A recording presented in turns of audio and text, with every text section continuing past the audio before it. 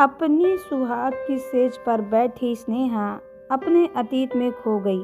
वो मन ही मन ठान चुकी थी कि अपनी नई जिंदगी पर पुरानी यादों की परछाई तक नहीं पड़ने देगी। पर दिमाग तो दिमाग ही होता है, ना चाहते हुए भी तुलना करने लगता है और उन बातों के बारे में ज़्यादा सोचता है जिन बातों के बारे में उसे नहीं सोचना होता है। स्नेहा की पहली सुहागरात तो एक बुरे सपने के जैसी थी। हर लड़की अपनी शादी को लेकर अपने सपने देखती है। उसकी एक काल्पनिक दुनिया होती है जिसमें सिर्फ अच्छा ही अच्छा होता है। स्नेहा के साथ भी कुछ ऐसा ही हुआ था।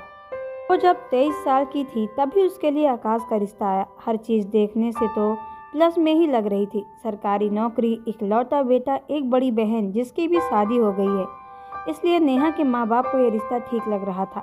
लेकिन उन्हें शादी की कोई जल्दी नहीं थी। वो चाहते थे कि स्नेहा और आकाश एक दूसरे को अच्छे से जान ले, समझ ले और फिर ही शादी हो। लेकिन आकाश के माँ बाप ऐसा नहीं चाहते थे। उन्हें शादी की बहुत जल्दी थी क्योंकि उन्हें तो असलियत पता थी। चंट मंगनी और पट ब्याह हो गया। स्नेहा अपने सुनहरे सपनों को आंखों में सजोए ससुराल आ गई जहां उसका भव्य स्वागत हुआ। वो तो खुशी से फूली नहीं समाई। वो घड़ी भी आ गई जिसे सोचकर लड़के लड़कियों की धड़कनें बढ़ जाती हैं। स्नेहा हर जोड़े में बहुत ही खूबसूरत लग रही थी। वो आज बहुत अच्छी तैयार हुई थी क्योंकि वो चाहती थी कि उसकी सुहागरात उसकी ज़िंदगी की सबसे खूबसूरत रात हो।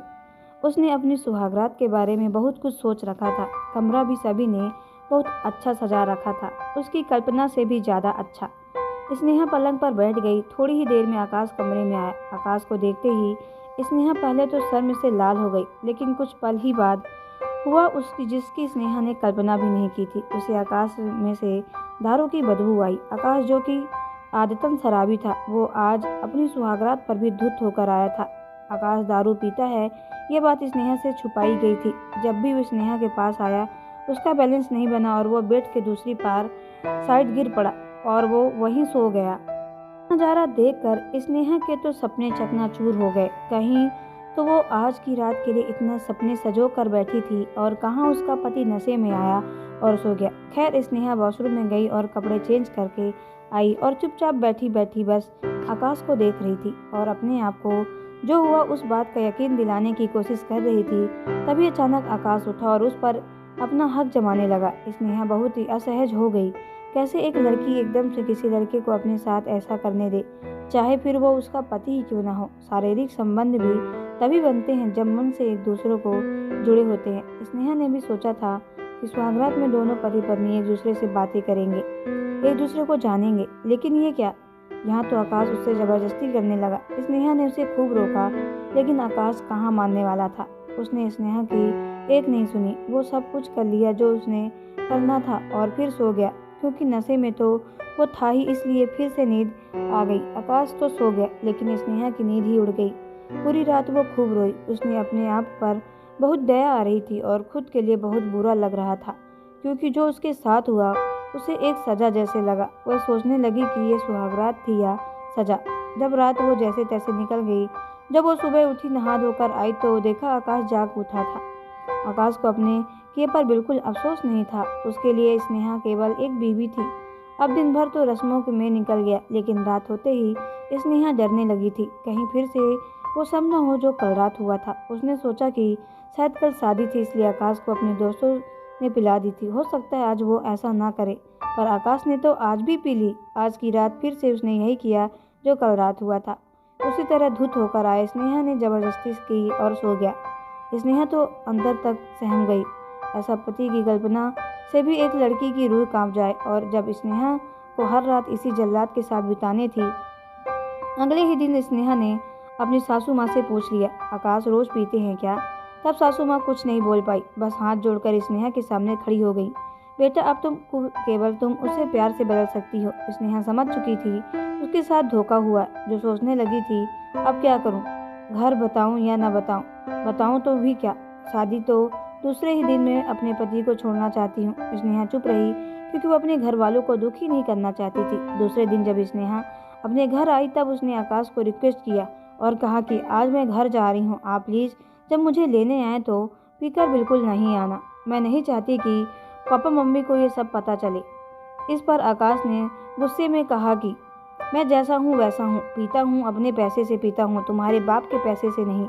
इस बात पर तो स्नेहा पूरी तरह निराश हो गई, क्योंकि सोचा कि ये सिर्फ शराबी नहीं बल्कि बदतमीज भी है। स्नेहा अपने घर आ गई। वो अपनी पूरी कोशिश कर रही थी कि वो सबके सामने खुश रह सके, लेकिन माँ तो आखिर माँ ही होती है। स्नेहा की माँ ने उससे जोर डाल कर पूछा कि बेटा कुछ तो बात है, सब ठीक है ना। स्नेहा ने टालते हुए कहा कि शादी की थकान के कारण ऐसा लग रहा है। वो अपनी माँ से झूठ तो बोल गई, पर वो खुद नहीं पता था उसको कि ये सब क्या कर रही थी।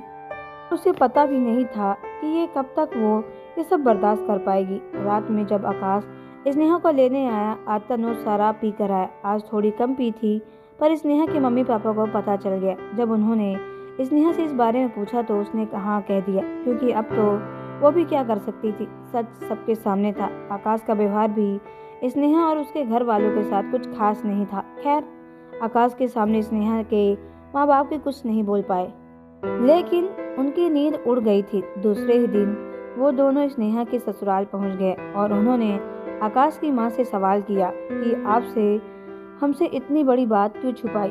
आपका बेटा आदतन शराबी है। आकाश की माँ हाथ जोड़कर खड़ी हो गई और कहने लगी, धीरे धीरे सब ठीक हो जाएगा। स्नेहा के प्यार में आकाश बदल जाएगा। अब क्या हो सकता था? स्नेहा के माँ बाप को इस पर शादी तो तोड़ नहीं सकते थे, इसलिए बस मन मसोर कर रह गए। स्नेहा ने भी ये सोचा कि मेरी किस्मत में शायद यही था, इसलिए उसने भी सब्र कर लिया। लेकिन आकाश ने इस बात को अपनी जीत समझ लिया और स्नेहा को अपनी प्रॉपर्टी। स्नेहा दिन ब दिन कमज़ोर होती जा रही थी, उसकी हालत ख़राब हो रही थी। बहुत मुश्किल से 1 साल निकाला।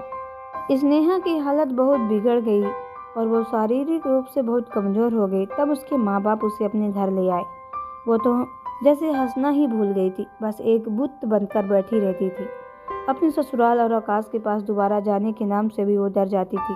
ये सब देखकर स्नेहा के माँ बाप ने ये फैसला किया कि अब वो समाज से नहीं डरेंगे और अपनी बेटी को वापस अपने ससुराल नहीं भेजेंगे। लंबी प्रक्रिया के बाद तलाक हो गया। इन सब में 2 साल बीत चुके थे, क्योंकि आकाश तलाक नहीं देना चाहता था और ना ही सुधारना चाहता था।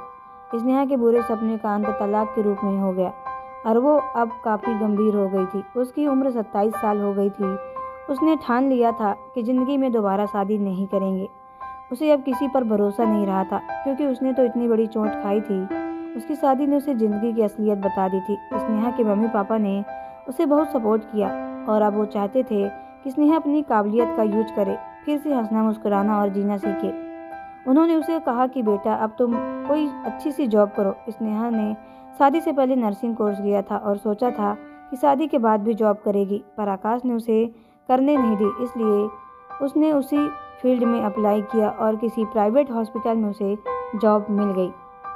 धीरे धीरे स्नेहा नॉर्मल होने लगी। 6 महीने हो गए, अब काफ़ी कुछ सही हो गया था। उसी के हॉस्पिटल में एक डॉक्टर था, राघव। राघव को स्नेहा की सादगी भा गई। उसकी नज़र शुरू से ही स्नेहा पर थी, लेकिन स्नेहा हमेशा सबसे एक निश्चित दूरी बना कर रखती थी। उसका फोकस अपने काम पर ही रहता था, इसलिए डॉक्टर राघव कभी उससे बात ही नहीं कर पाए। पर उन्होंने उसकी सारी जानकारी जुटा ली और सीधे उससे बात करने के बजाय उसके मम्मी पापा से बात करना उचित समझा। राघव का पूरा परिवार इस फैसले से खुश था, क्योंकि वो जानते थे कि राघव ने यदि कोई लड़की पसंद की है तो वो बहुत अच्छी ही होगी। उसके माँ बाप स्नेहा के लिए रिश्ता लेकर आए। हर माँ बाप यही चाहते हैं कि उसके बच्चे अच्छे से सेट हो जाए, इसलिए इस प्रस्ताव पर स्नेहा के माँ बाप भी बहुत खुश हो गए और वो डर भी बहुत गए, क्योंकि उनका फैसला एक उनकी बेटी पर बहुत भारी पड़ गया था। इसलिए इस बार वो जल्दबाजी नहीं करना चाहते हैं। इस बीच 1 साल और निकल गया, पर इस 1 साल में स्नेहा ने राघव में एक ऐसी खराब आदत नहीं देखी। दोनों में अच्छी दोस्ती भी हो गई थी, इसलिए ना चाहते हुए भी स्नेहा को राघव पसंद आने लगा। राघव की अच्छाई स्नेहा को उसके करीब ले आई। धीरे धीरे स्नेहा अपने गंदे अतीत से बाहर आने लगी और राघव के साथ खुश रहने लगी थी। इसलिए दोनों ने परिवार की सहमति से शादी कर ली। दोबारा सुहाग की सेज पर बैठकर स्नेहा बहुत घबरा रही थी। राघव को जानती थी, उससे प्यार करने लगी थी, फिर भी अंदर ही अंदर वो डर रही थी। उसे वो सब याद आ रहा था जो आकाश उसके साथ करता था। इतने में दरवाज़ा खुलने की आवाज़ आती है। स्नेहा एकदम वर्तमान में आ जाती है। स्नेहा को गंभीर देखकर राघव समझ गया कि वो घबरा रही है। वो अंदर आया और स्नेहा के पास आकर बैठा और उसके हाथ में हाथ रख कर बोला, घबराओ मत, मैं तुम्हें पर अपना हक नहीं जमाऊंगा। तुम्हें जैसा अच्छा लगे वैसा ही होगा। स्नेहा एकटक बस राघव को देखती रही और उसके अंदर ही अंदर डर खत्म हो गया। आखिर ऐसा ही पति तो चाहती थी हर लड़की, जो उसकी भावनाओं को समझे, न उसे अपनी प्रॉपर्टी समझकर उसकी भावनाओं को कुचल दे। तो दोस्तों, आपको ये स्टोरी कैसी लगी कमेंट बॉक्स में ज़रूर बताएं। अगर आप हमारे चैनल पर नए तो चैनल को सब्सक्राइब करके बेल आइकन को प्रेस कर लें, ताकि आने वाली सभी वीडियो का नोटिफिकेशन आपके मोबाइल पर सबसे पहले पहुंचे, क्योंकि मैं ऐसे ही वीडियो आप लोगों तक लाती रहती हूं। तो चलिए मिलते हैं नेक्स्ट वीडियो के अंदर। ओके बाय, टेक केयर, धन्यवाद।